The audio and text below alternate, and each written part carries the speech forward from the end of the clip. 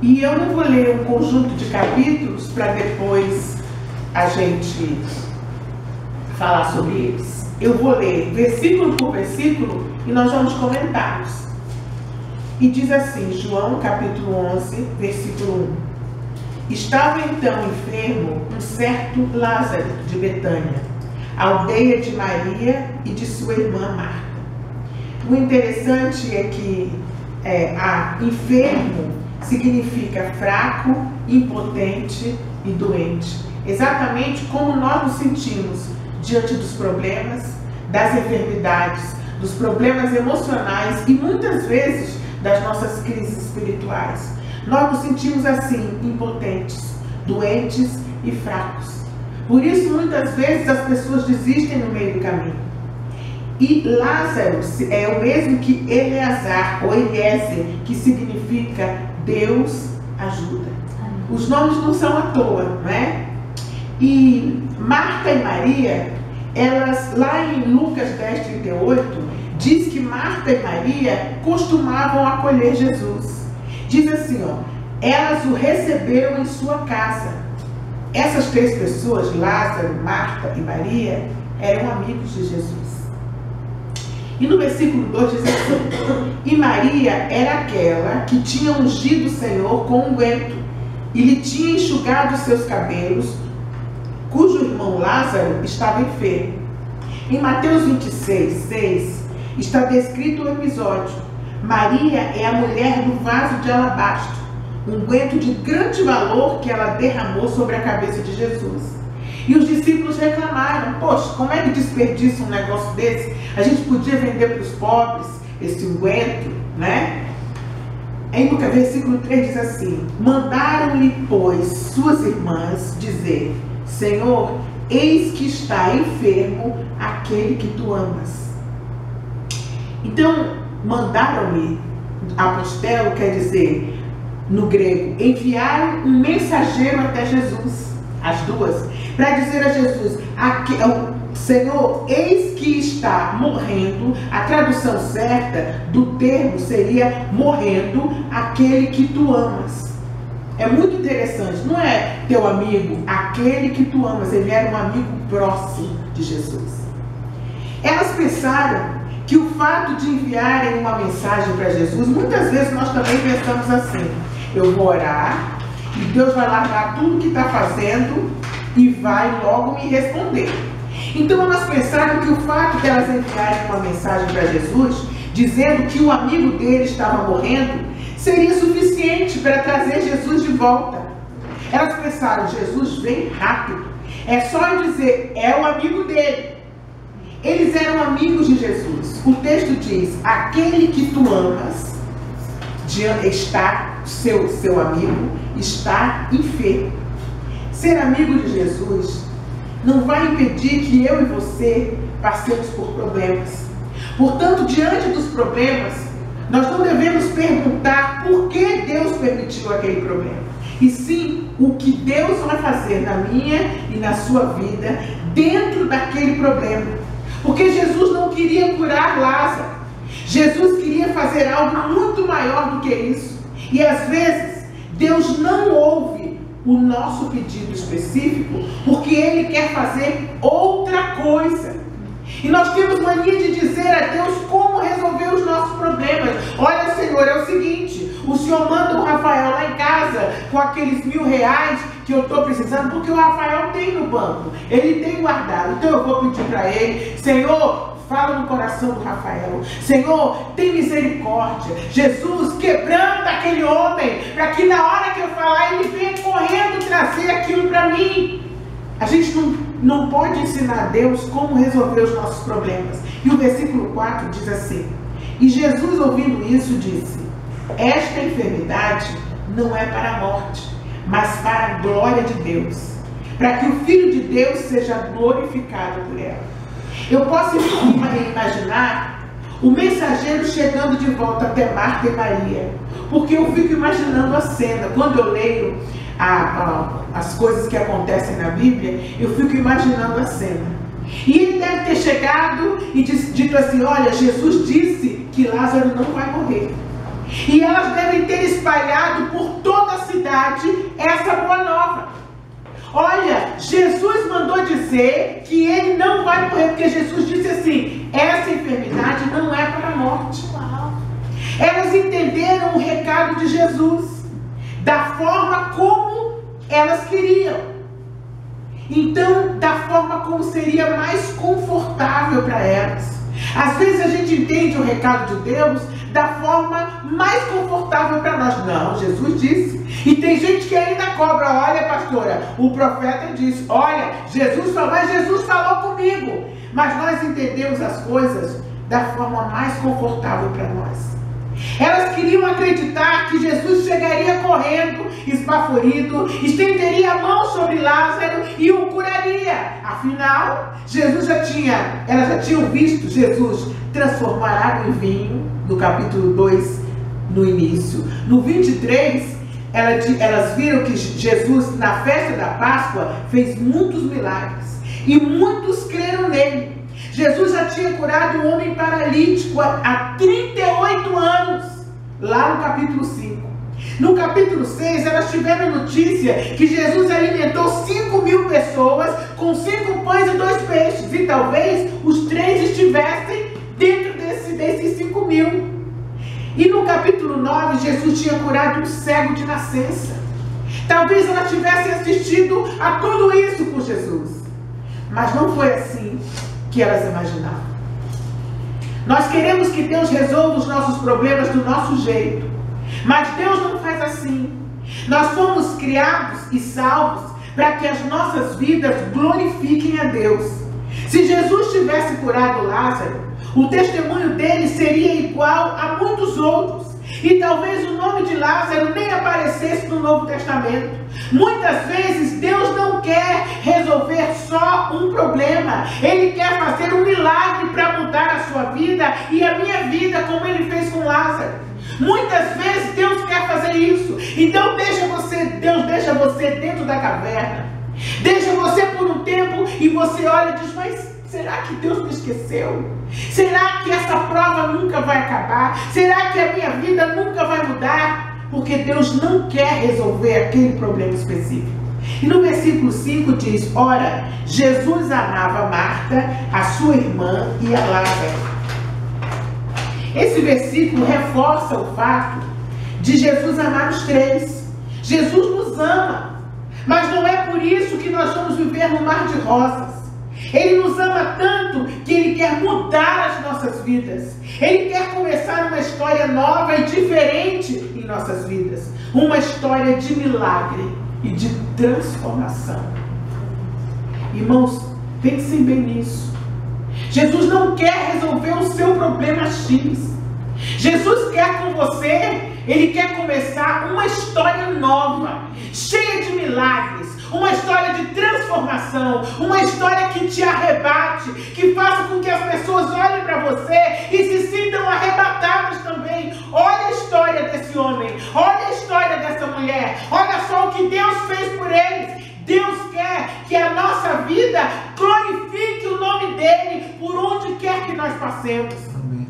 E o versículo 6 diz assim: ouvindo, pois, que estava enfermo, Jesus ficou ainda 2 dias no lugar onde estava.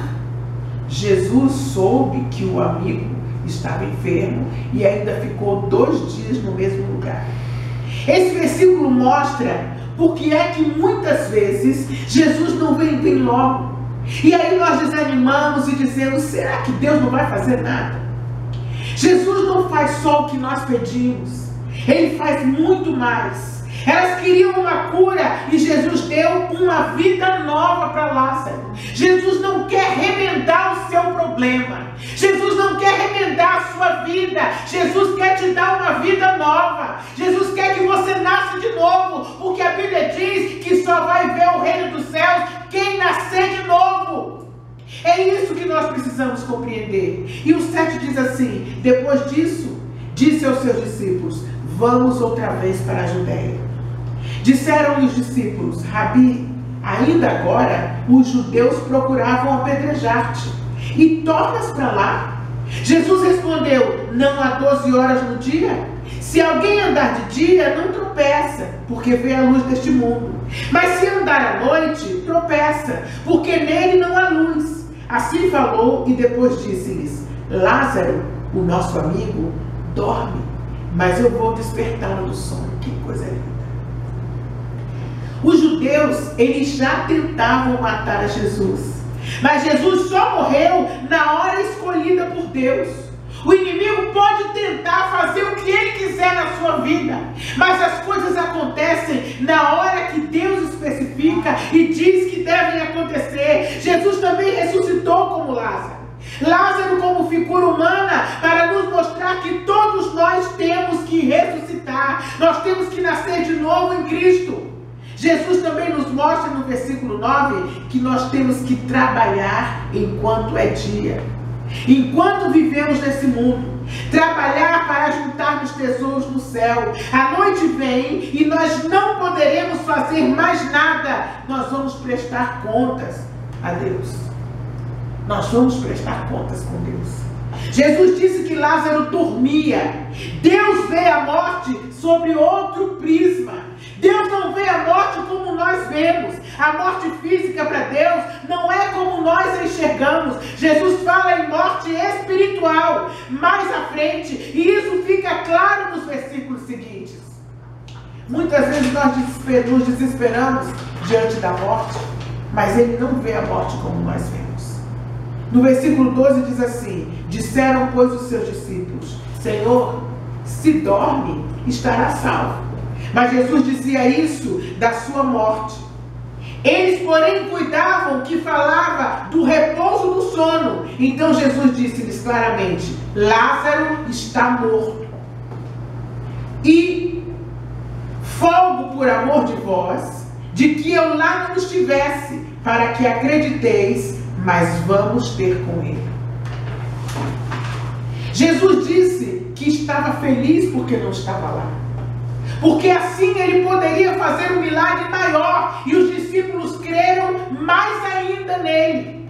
E o 16 diz assim: disse, pois, Tomé, chamado Dídimo, aos condiscípulos: vamos nós também para morrermos com ele. Pensa na ideia. Esse Tomé é o discípulo de Jesus. Ele achou que se voltasse ao lugar onde Lázaro estava, certamente morreriam. Ele disse então que todos acompanhem a Jesus para morrerem com ele, por amor de seus amigos, e Jesus se expôs à morte. 17 diz assim: chegando, pois, Jesus, achou que já havia 4 dias que estava na sepultura. Ora, Betânia distava de Jerusalém quase 15 estádios, ou seja, menos de 3 quilômetros. E o 19: e muitos dos judeus tinham ido consolar a Marta e a Maria acerca de seu irmão. Irmão, Jesus chegou lá com 4 dias. Por que será exatamente 4 dias? Porque os rabinos defendiam a tese de que o espírito do morto ficava vagando ao redor do túmulo por 3 dias, que eram chamados os dias de luto, buscando uma oportunidade para retornar ao corpo. Quando a decomposição do corpo começava, no 4º dia, o espírito deixava o túmulo, segundo eles, e as pessoas, parentes e amigos, começavam a bater no peito em grande lamentação. Eu vi isso, inclusive, na Europa. Uma família tradicional, no 4º dia, as pessoas saíram eu via, da nossa casa, ficava em frente, elas iam batendo no peito e se lamentando, gritando alto. E o versículo 19 diz que muitos tinham ido consolar as irmãs durante 4 dias, fazendo um total de 7 dias de luto. Isso está lá em Gênesis 24, 41. Para muteomai, em grego, era costume falar carinhosamente aos parentes do morto. Quando eles voltavam do túmulo, ao final do 3º dia, os amigos formavam uma longa fila para falarem para muteomai, ou carinhosamente, aos parentes do falecido. Por que Jesus voltou ao 3º dia e não no 4º? Exatamente depois do terceiro dia. Por que ele voltou? Exatamente por causa dessa crença. Se Jesus voltasse antes, não seria um grande milagre. O espírito estava vagando, achou uma brecha e voltou. Por isso, todas as coisas na Bíblia têm conexão. Tudo faz parte do grande plano do Senhor. Onde é que eu estou aqui? 20. Ouvindo, pois, Marta que Jesus vinha, saiu-lhe ao encontro. Maria, porém, ficou assentada em casa. Nós vemos pela segunda vez que Marta sai ao encontro, Marta toma as iniciativas, Marta é aquela irmã que faz tudo, que se preocupa com tudo, e Maria é aquela que fica em casa. É engraçado que isso está registrado pela segunda vez que Maria ficou em casa. Disse, pois, Marta a Jesus: Senhor, se tu estivesses aqui, o meu irmão não teria morrido. A nossa reação, muitas vezes, é idêntica à reação de Marta. Quando nós temos um problema ou uma frustração, nós corremos para Jesus e então dizemos: por quê? Se o Senhor estivesse perto de mim mesmo, se o Senhor se importasse comigo, se o Senhor estivesse aqui, eu não teria passado por isso. E nem aqueles a quem eu amo. Mas ela continuou e disse: mas também agora eu sei que tudo quanto pedires a Deus, Deus te concederá. Então disse-lhe Jesus: teu irmão há de ressuscitar.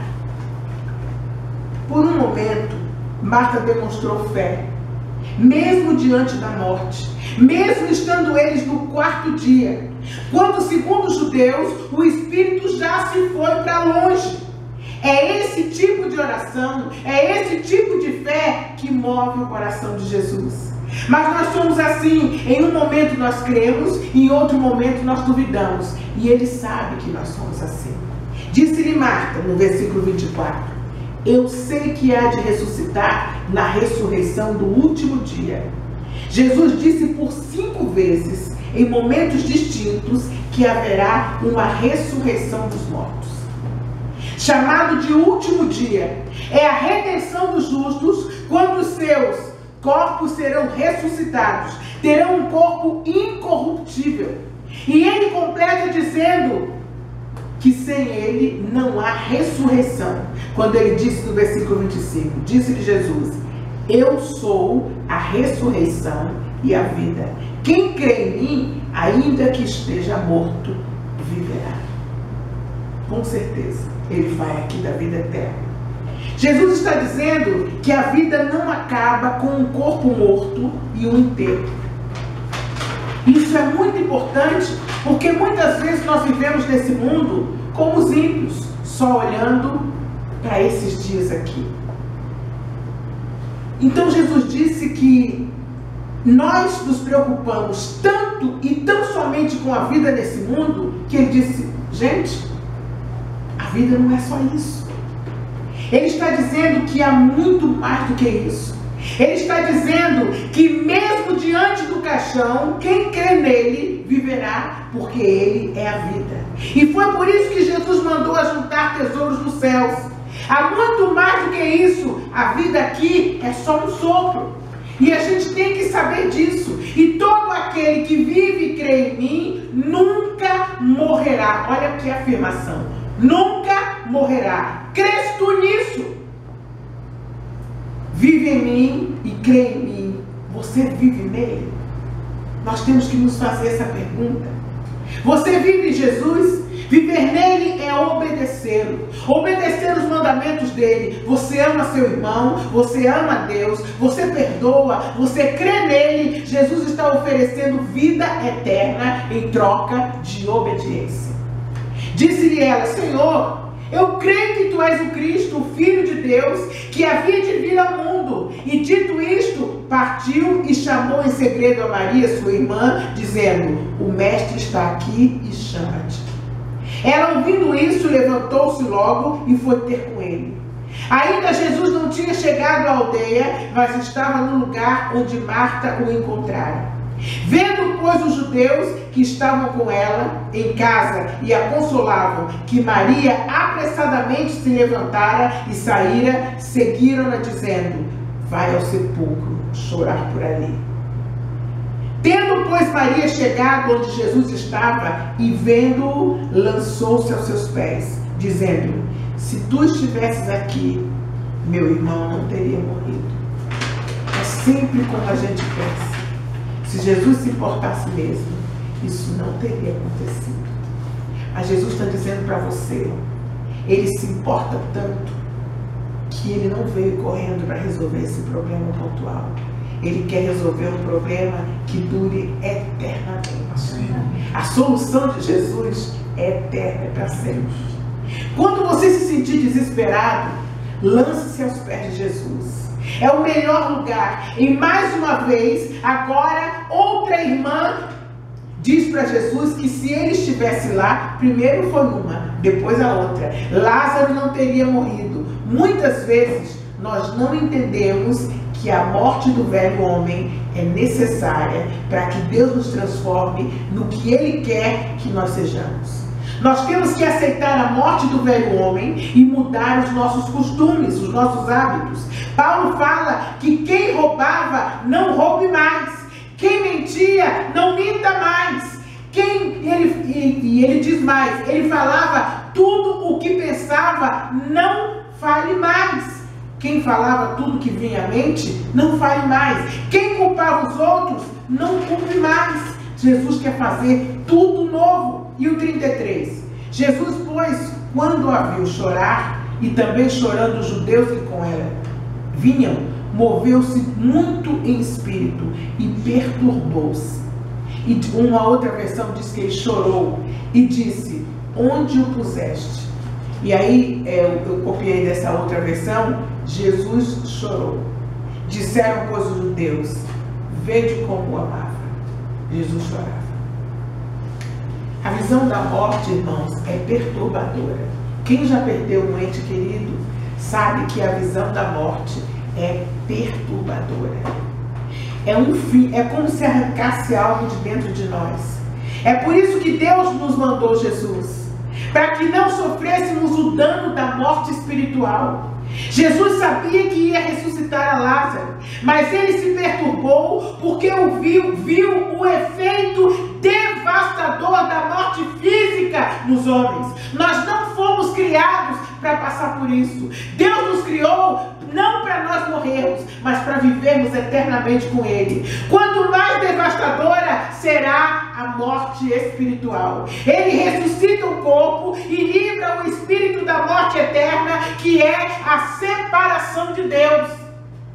Irmãos, muitas coisas as pessoas falam por aí sobre a morte espiritual, mas o certo é que a morte espiritual é a separação do homem de Deus e para sempre. Para sempre. É muito simples. Não, a gente não tem que enfeitar e dizer que se não fizesse. Quando você morre espiritualmente, você se separa de Deus para sempre. É isso que é mais doloroso na morte espiritual. E alguns deles disseram: não podia ele, que abriu os olhos ao cego, fazer também com que este não morresse? Vejam como nós seres humanos somos. O que a gente quer? Que não morra. A gente não quer se livrar da velha natureza. Jesus, pois, movendo-se outra vez muito em si mesmo, foi ao sepulcro, e era uma caverna e tinha uma pedra posta sobre ela. Os murmuradores, irmãos, estavam ali, entre eles também. É preciso compreender o momento espiritual, a guerra espiritual que estava sendo travada ali. Os murmuradores acusam e cobram coisas, mesmo ali naquele momento. Jesus ouviu o comentário e o versículo 38 diz que Jesus moveu-se outra vez muito em si mesmo e foi para o sepulcro. Ele não respondeu, porque para murmurador não se deve dar resposta. As respostas de Jesus, a resposta de Jesus especificamente, foi ir ao sepulcro para fazer o que deveria ser feito. Os murmuradores geralmente não fazem nada por você, mas eles falam na pior hora. eles falam no pior momento, eles falam no momento mais difícil, eles falam no meio da guerra, para tirar a sua concentração do que realmente importa, como fez a mulher de Jó. Amaldiçoa o teu Deus e morre. Jesus disse: tirai a pedra. Marta, irmã do defunto, disse-lhe: Senhor, já cheira mal, porque é já de 4 dias. Disse-lhe Jesus: não te he dito que se creres verás a glória de Deus? Nós sempre perguntamos a Deus se é mesmo preciso remover a pedra. A pedra da falta de compromisso com Deus, a pedra da falta de amor ao próximo, a pedra da falta de amor a Deus, a pedra da falta de misericórdia, a pedra da falta de perdão, a pedra do egoísmo, a pedra do individualismo. Mas Jesus insiste e nos diz o que disse a Marta: se tu creres, verás a glória de Deus. A pedra da incredulidade. Você crê? Tire a pedra e você vai ver Jesus operando. Tem gente que quer dons espirituais, quer autoridade, quer bênção financeira, quer progredir na sua profissão, quer uma família abençoada, mas não quer tirar a pedra. Com a pedra à sua frente, você não vê a vida que Deus tem para você. Com a pedra à frente, você não pode mudar de vida. Com a pedra, você não pode ressuscitar em Cristo. É preciso remover a pedra. Com a pedra, nós continuamos mortos, mesmo sabendo quem é Jesus. Amigo de Jesus, remove a pedra para poder viver. A pedra impede que a gente enxergue o que está do outro lado. A pedra nos deixa no escuro. A pedra nos deixa imobilizados. Ele sai da sua caverna escura, remove a pedra para que você possa viver. Para que você possa sair dessa caverna escura que muitas vezes você se encontra. Das suas perspectivas tacanhas, egoístas e pequenas. Deus tem um grande plano na sua vida. E não sou eu quem está dizendo isso, é a Bíblia quem diz. Deus nos fez para que a nossa vida glorificasse a Deus. Deus nos fez para coisas grandes. A Bíblia diz que os nossos sonhos, aquilo que nós pensamos e que nós imaginamos, não chegam nem perto daquilo que Deus tem para nós. Porque os nossos pensamentos não são os pensamentos de Deus. Continuando, tiraram, pois, a pedra. E Jesus, levantando os olhos para o céu, disse: eu amo essa oração de Jesus. Ele disse: Pai, eu te dou graças por me haveres ouvido. E ele continua: eu bem sei que sempre me ouves. Essa deve ser a nossa oração. Mas eu disse isso por causa da multidão que está ao redor, para que eles creiam que tu me enviaste. Que oração maravilhosa. Pai, graças te dou por me haveres ouvido. Ele não tinha ressuscitado. Eu bem sei que sempre me ouves, mas eu disse isso por causa da multidão que está ao redor, para que creiam que tu me enviaste. Você viu aqui a finalidade do milagre físico? Para que as pessoas creiam. Deus sempre ouve você. Deus sempre me ouve. Quem sai da multidão sabe que Deus nunca nos deixa sem resposta. O amigo de Jesus sabe que ele responde como e quando ele quer, e não da maneira que nós queremos. Jesus não responde só de vez em quando. Ele responde sempre, e às vezes as circunstâncias, o desfecho das coisas nos mostram que a resposta de Deus para aquilo que nós pedimos é não. É preciso saber ouvir o que Deus tem a dizer. Jesus disse que a multidão é incrédula. Aonde você está na sua fé? No meio da multidão? Você só crê naquilo que você vê? Ou você já ora como Jesus e diz: Pai, eu creio que tu me ouves. Jesus está convidando pessoas aqui hoje para saírem da multidão, a fim de que elas vejam a glória de Deus em suas vidas. Quer ver transformação? Quer ver mudança? Quer ver vitória na sua vida? Saia da multidão. Na multidão não tem amizade com Jesus. Na multidão não tem ressurreição. No 43 continua: e tendo dito isto, clamou com grande voz: Lázaro, vem para fora. E o defunto saiu, tendo as mãos e os pés atados com faixas, e o seu rosto envolto num lenço. Disse-lhe Jesus: desatai-o e deixai-o ir. Defunto não enxerga, defunto não anda e nem pode clamar a Deus. Lázaro, no seu leito de morte, ele fez isso. Porque a própria Bíblia diz que ele estava com as mãos e os pés atados. Ele não sentou primeiro, se desatou todo e saiu andando. Não. O poder da ressurreição fez isso aqui, ó. E ele veio todo atado. E depois disso foi que Jesus disse: quando ele saiu, Jesus disse: desatai-o e deixai-o ir.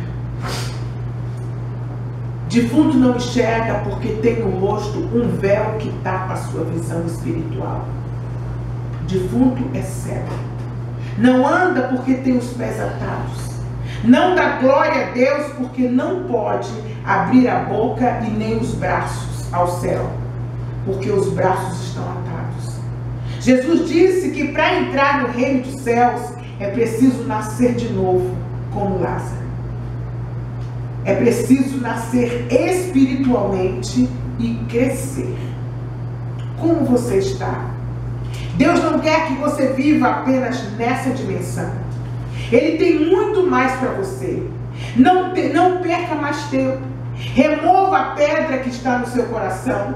Deixe que Jesus dê ordem a teu respeito. Desatai-o e deixai-o ir. Você só vai andar e crescer no caminho se você se desligar. Você só vai andar e caminhar com Jesus se você deixar o homem velho e morto aonde ele deve estar. Jesus disse que quem anda com ele anda em novidade de vida. Deus trouxe você aqui hoje para ouvir uma mensagem de ressurreição.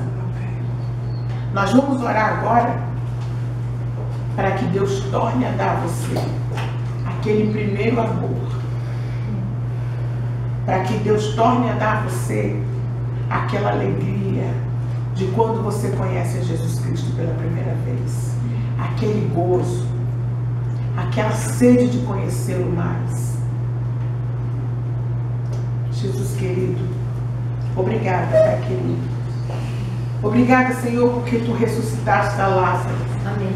E tu também tens ressurreição para cada um de nós aqui hoje, Pai. Obrigada, Jesus querido. Pai, dá-nos o primeiro amor, Senhor. Dá-nos a alegria, Senhor, que nos trouxe aos teus pés, Senhor. Aquela alegria, aquele gozo, Pai, que nos enche de esperança, Senhor. Dá-nos essa esperança, Senhor. Pai, que nós possamos assentar em nossos corações que tu não queres resolver apenas os nossos problemas financeiros. Nem, Senhor, as nossas crises emocionais, Senhor. Verdade. Tu queres, ó Pai querido, fazer tudo novo em nossas vidas, Senhor. Amém. Pai, que nós possamos, Jesus querido, deixar o homem velho morrer e nascer, Senhor, esse homem novo, ó Pai querido. Pai, que nós possamos nos livrar do corpo dessa morte, Pai querido. Desata os nossos olhos, Senhor.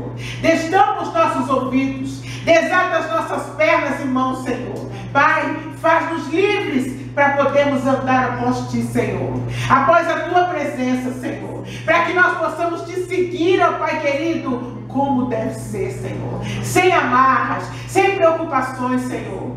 Pai, glorifica o Teu nome em nossas vidas. Dá-nos, Senhor, essa vida nova, essa vida abundante que Tu tens para nós, Senhor. O homem velho não pode experimentar a vida abundante, Senhor. Sim. A vida abundante, Senhor, é para quem nasceu de novo. Pai, que nessa noite nós possamos nascer de novo em Cristo Jesus. Te agradecemos em nome de Jesus.